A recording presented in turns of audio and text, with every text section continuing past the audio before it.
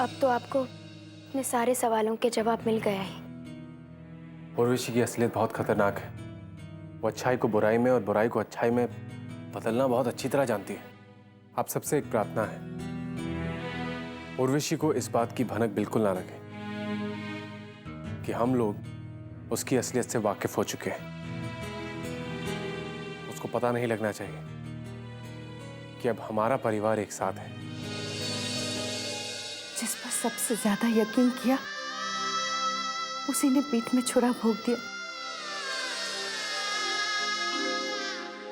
उसकी बातों में आकर मैं अपनों के ही खिलाफ हो गई। राधा, अपनी आई को इस भूल के लिए माफ कर दे। क्या कर रही हैं आप ये? क्यों मुझे और शर्मिंदा कर रही हैं? आपकी कोई गलती नहीं है। अगर मैं आपकी जगह होती तो शायद मैं भी यही करती।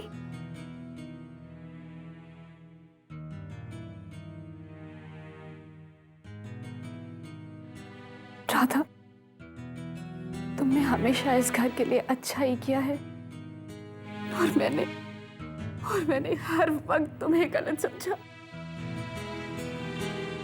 उर्वशी के बहकावे में आके मैंने तुम्हें कितना भला बुरा कहा। पता नहीं मैं माफी मांगने की भी हकदार हूं या नहीं।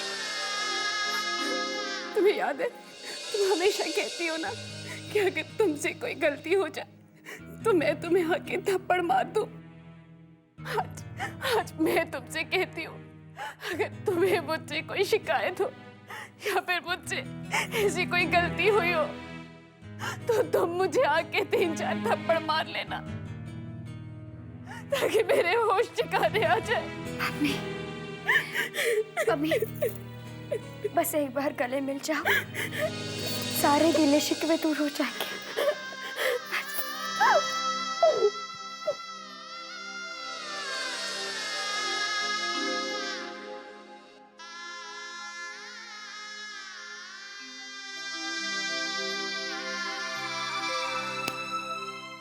देखा, मैंने कहा था ना तुझे, ये दोनों एक दूसरे के बगैर बिल्कुल रह ही नहीं सकती।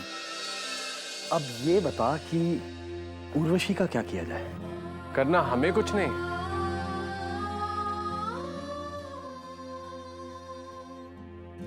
करना तो डॉक्टर शर्मा को है। सर्जरी?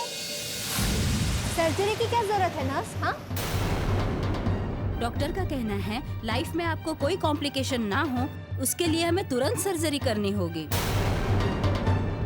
आप तैयार हो जाइए, आपको अभी ऑपरेशन थिएटर चलना होगा। ये आप कह क्या रही है नर्स? जब डॉक्टर को मालूम है कि मैं प्रेग्नेंट थी नहीं तो ये सर्जरी की बात क्यों कर रहा है? वार्ड बॉय, मैम के लिए स्ट्रेचर लेकर आइए। खबरदार, अगर किसी ने भी मुझे छूने की कोशिश की तो मुझे कुछ नहीं हुआ है। पेशेंट को स्ट्रेचर पे ले जाओ। देखो, आगे मत बढ़ो, मैंने कहा मुझे कुछ नहीं हुआ।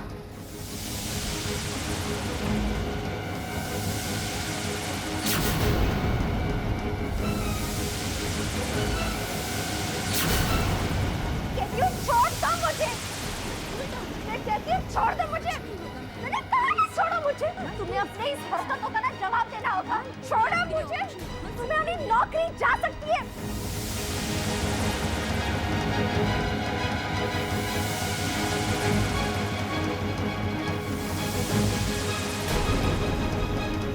छोड़ो मुझे। पेशेंट के साथ ऑपरेशन थिएटर में कोई नहीं जाएगा, आप लोगों को यहीं इंतजार करना होगा। Best of luck. चिंता मत करिए दीदी, आप एकदम अच्छी हो जाएगी। अरे बेवकूफो, तुम लोग तो जानते हो ना, सब कुछ मालूम है ना तुम लोगों को। ये लोग मुझे कोई और समझ के यहाँ लेकर आए हैं।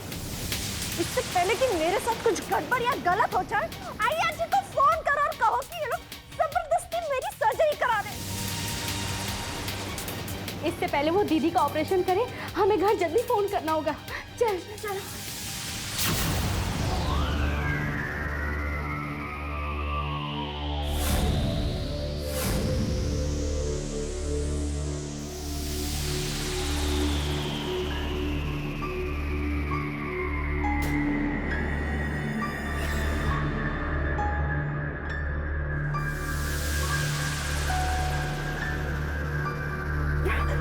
ये क्या हो रहा है? घबराने की कोई बात नहीं है उर्वशी जी, माइनर सर्जरी होनी है, आपको पता भी नहीं चलेगा। फिर भी आपको कोई दर्द महसूस ना हो, इसलिए हम एनेस्थीसिया के इंजेक्शन दे रहे हैं।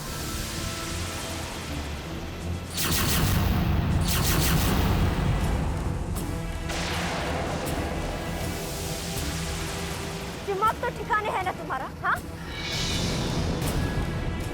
देखिए उर्वशी जी, बच्चे के मिसकैरेज होने के बाद रिपोर्ट्स में काफी कॉम्प्लिकेशंस आ गए हैं। ऐसे में सर्जरी के अलावा हमारे पास और कोई रास्ता नहीं है।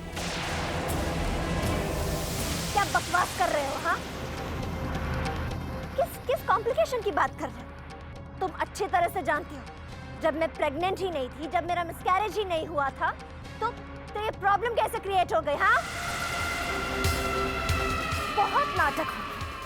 डॉक्टर शर्मा इतनी जल्दी भूल गए कि हमारे बीच में एक डील हुई थी। तुमने मुझे प्रॉमिस किया एक दिन में तुम मुझे हॉस्पिटल से डिस्चार्ज कर दो, लेकिन यहाँ पूरे हफ्ते के लिए एडमिट करा दिया। कहीं तुम्हारी नीयत में खोट तो नहीं आती? तुम पैसों के लालच में यह नाटक कर रहे हो, या तुम्हें किसी ने बहका दिया है? हाँ, और पैसे चाहिए तुम्हें? हाँ, डॉक्टर शर्मा हमारे कहने पर ये सब कुछ कर रहे हैं।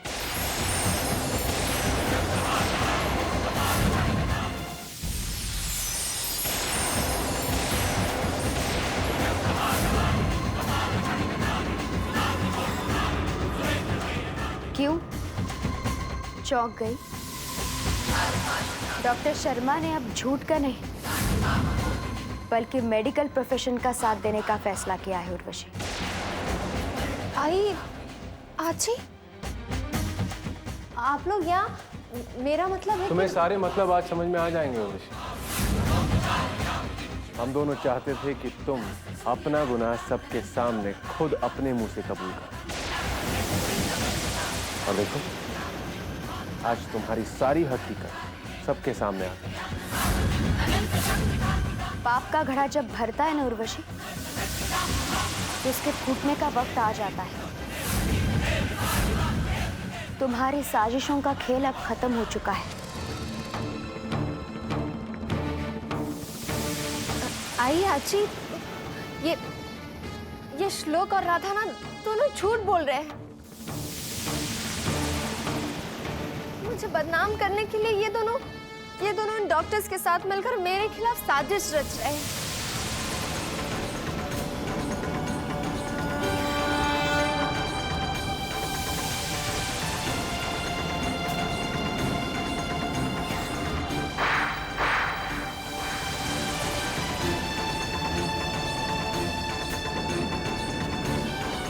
कितने झूठ बोलोगी तुम? हम सबके विश्वास का खून किया है तुमने।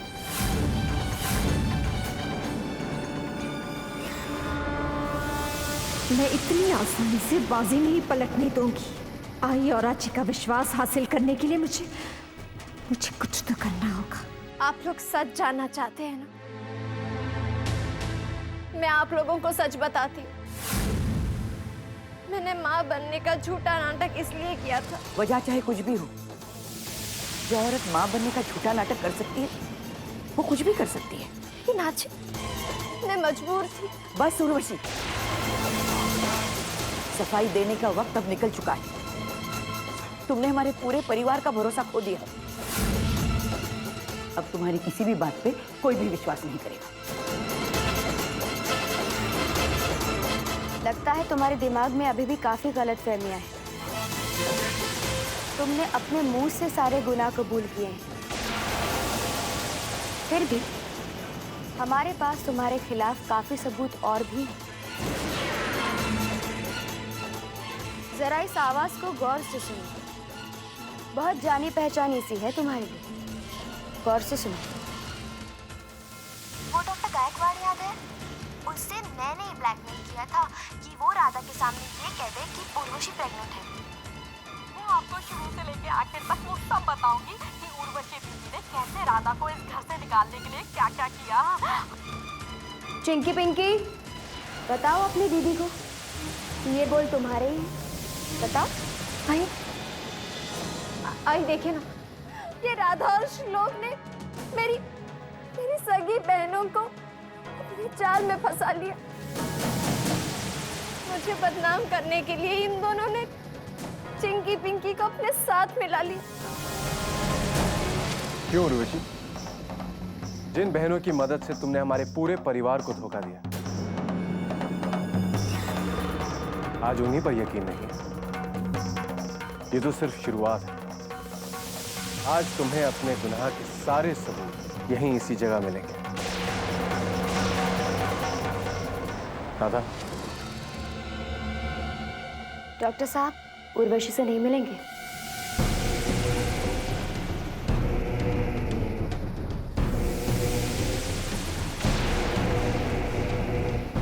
आप भी अपना चेहरा दिखा दीजिए।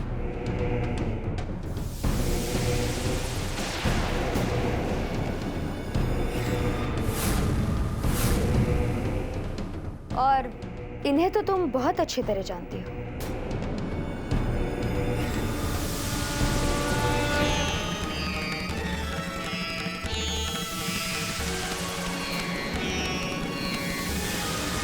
गुनाहों के रास्ते बहुत दूर तक नहीं जाते उर्वशी। तुम्हारा खेल अब खत्म हो चुका है।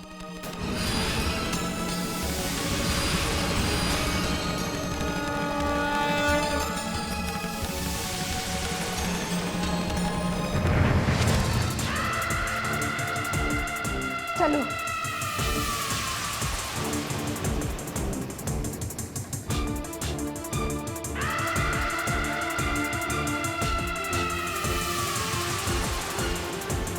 जाने से पहले आखिरी बार नहीं मिलोगे?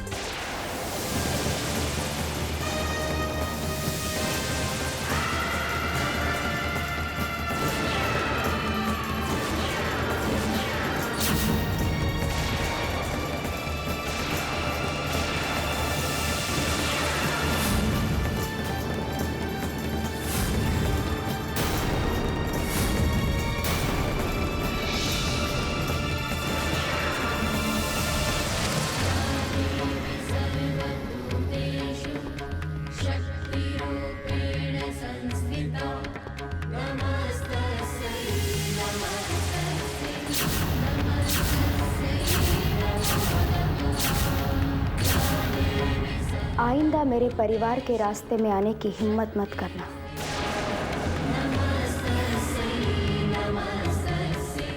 समझी?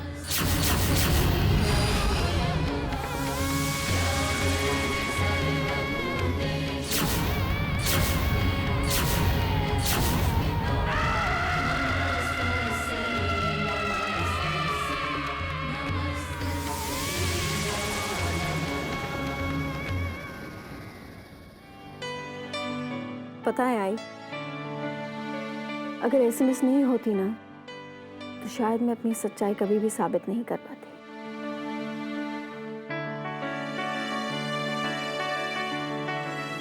उर्वशी की हर खबर मुझे एसएमएस से ही मिलती थी। अच्छा, इसका मतलब एसएमएस तुमसे हर रोज बात क्या करती थी? हाँ पम्मी भाभी, कभी कभी तो एक दिन में 3-3, 4-4 बार बात हो जाती थी। वो नकली फूलों का बुके मैंने एसएमएस के पहचान वाले के थ्रू ही भिजवाया था। इसका मतलब एसएमएस को उर्वशी के बारे में कभी कोई गलतफहमी नहीं थी। नहीं संदीप दादा, मेरे ही कहने पर एसएमएस ने उर्वशी और उसकी बहनों का बैग पैक किया था और वो मैसेज कबर्ड में चिपका दिया था। और एसएमएस ने ही उर्वशी के कमरे से उसका मोबाइल उठाया था। मुझे अच्छी तरह मालूम था कि उर्वशी का ध्यान एसएमएस पे नहीं जाएगा। हम सबकी गलतफहमी दूर करने के लिए तुम्हें क्या क्या नहीं करना पड़ा सोनालिका। मम्मी जी, सब लोगों की नहीं, कुछ लोगों की। अरे मैं आई के बारे में भी बात कर रहा हूं।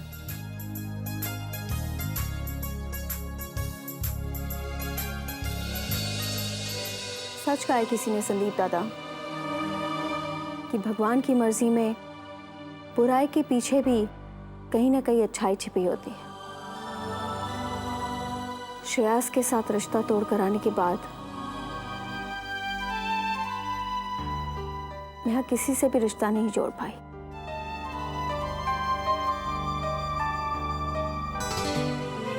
राधा को गलत समझकर मैंने उस पर कभी भी यकीन नहीं किया।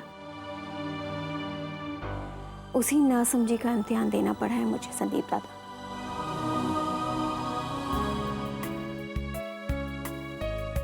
सोनालिका, मेरे दिल में तुम्हारे लिए वही प्यार रहेगा जो कभी खत्म नहीं होता।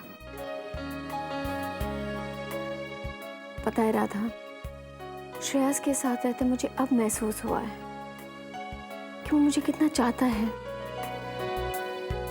सुबह का भूला अगर शाम को घर लौट आए तो उसे भूला नहीं कहते बेटी। माँ बाप को बस बच्चों की खुशी के अलावा और कुछ नहीं चाहिए होता है। अच्छा ऐसे बहस, मेरे जाने के बाद प्रिंसेस ने तंग तो नहीं किया ना? अरे नहीं दीदी, वो तो तब से पालने में सो रही है। अच्छा मैं उसे यहाँ ले आती हूँ, उसके दूध का वक्त हो गया है। मैं भी आई।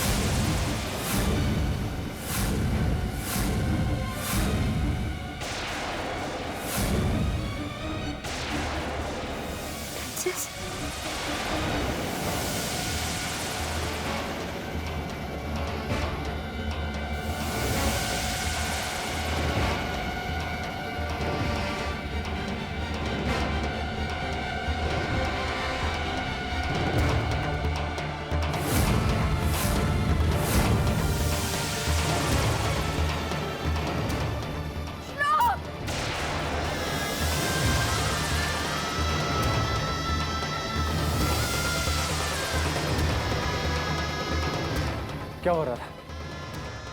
राधा क्या हुआ? कुछ बोलती क्यों नहीं तुम? अरे तुम कुछ बोलती क्यों नहीं तुम?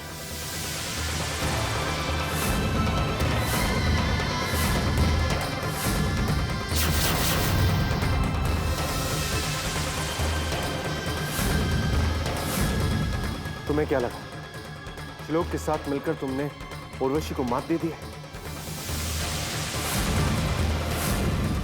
तुम्हारे इस पूरे खानदान से अपना बदला लिए बगैर उर्वशी को अपनी हार मंजूर नहीं। अपने साथ तुम्हारी लाडली बेटी प्रिंसेस को ले जा रहे हैं।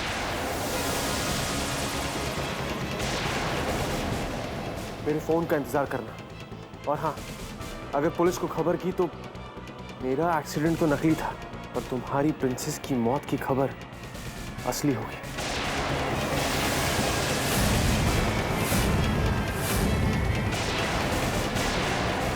तुम्हारी दुश्मन उर्वशी